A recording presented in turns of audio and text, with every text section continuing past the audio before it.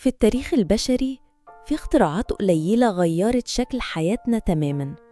في الفيديو ده هنتكلم عن أهم 50 اختراع غيروا العالم واللي لولاهم ما كناش هنعيش بالطريقة دي. في البدايات القديمة النار أول وأعظم اكتشاف، بدونها ما كناش هنطبخ أو ندفى أو نبدأ حضارتنا. العجلة اللي فتحت الباب للنقل والسفر والتجارة. المحراث اللي غير الزراعة وخلى المجتمعات تستقر. الكتابة على ورق البردي، البداية الحقيقية لتوثيق المعرفة. الساعة الشمسية، بداية قياس الوقت وتنظيم حياتنا. في العصور الوسطى الحديد اللي صنع منه أدوات وأسلحة غيرت موازين القوة. الطباعة اللي خلت الكتب والمعرفة متاحة للجميع. البوصلة اللي فتحت الباب للاستكشاف والملاحة.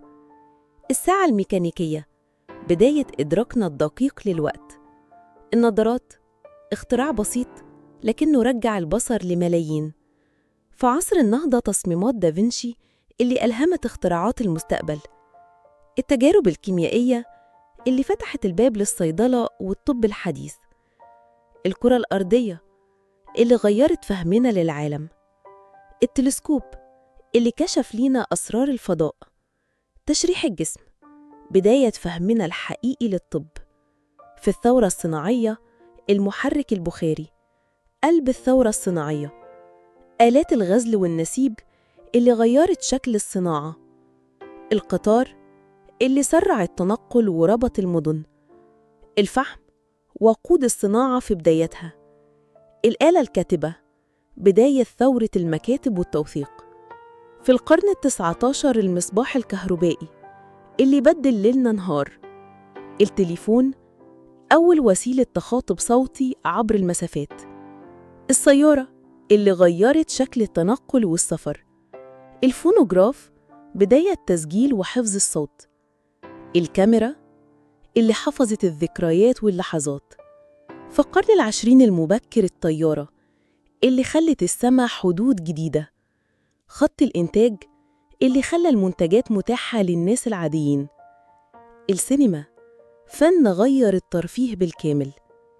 البنسلين، أول مضاد حيوي أنقذ ملايين الأرواح.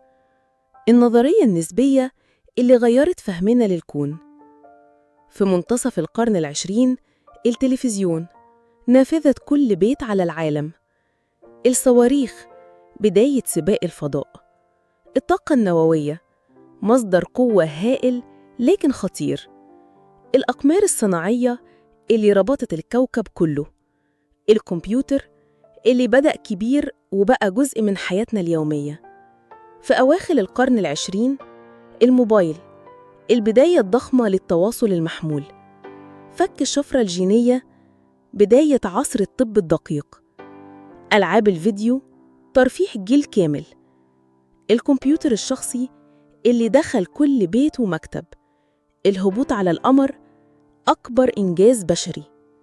في بداية القرن ال21 الهواتف الذكية اللي بقت عالم كامل في جيبك. السوشيال ميديا اللي غيرت العلاقات والمجتمعات.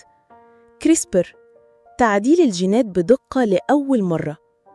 السيارات الكهربائية، بداية ثورة جديدة في النقل. الروبوتات اللي غيرت الصناعة والخدمات.